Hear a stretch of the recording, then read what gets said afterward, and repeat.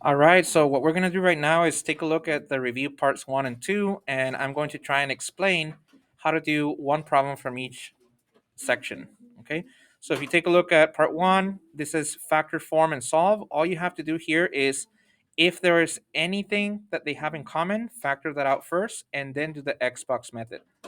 Okay, so I'm going to focus on number 3 right here. They all have a 2 in common, so we factor that out. And then what's left over, we're going to do the Xbox method. A times C goes on top, B on the bottom. Find two numbers that multiply and add to this. And then you're going to write these three terms in the box with the middle term split into the two numbers that you found right here. Find out the greatest common factor of each pair, and those are your factors. Use the zero product property to set them equal to 0 and get your answers. When you solve equations, like number 5, you're just trying to get the x by itself. So you're getting rid of everything that's in the way. Getting rid of the minus 10, and then you're dividing by 3.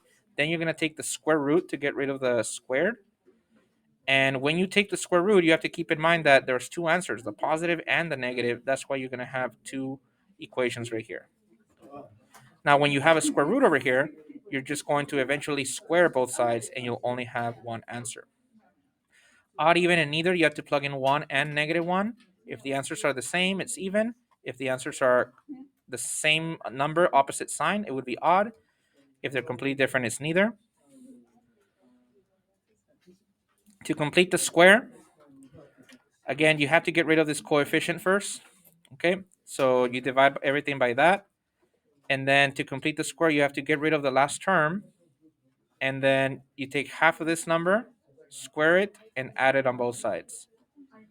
Okay, here I can combine the 9 and the 7 to get 2, move the 2 to the other side, and then multiply both sides by -4. Don't forget to distribute the -4 to the -2 as well. You get this equation, and then you plot the vertex right here, and then the transformations from the three parameters. When you solve an inequality, you have to get the absolute value by itself, and then you write down the inside of the absolute value with a +2, and then with a -2, you get your two boundary points. And then since it's greater than, you fill the sides. If it was less than, you fill the middle.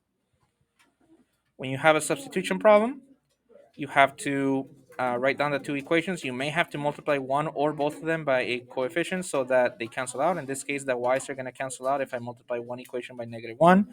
Once you find one answer, you plug in it to either one to get your other answer. To find the inverse, you write down what happened to the x in order, and then do the inverse in the opposite order.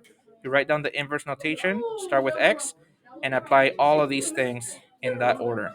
So first times 9, then -5, then divide by 4, etc.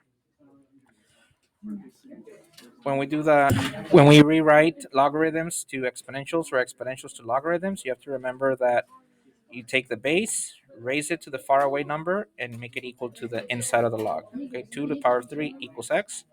When you go backwards, you take the exponent and write it first and make it equal to the log base of the same base as right here, and the other number goes right there. Definition of a log to solve.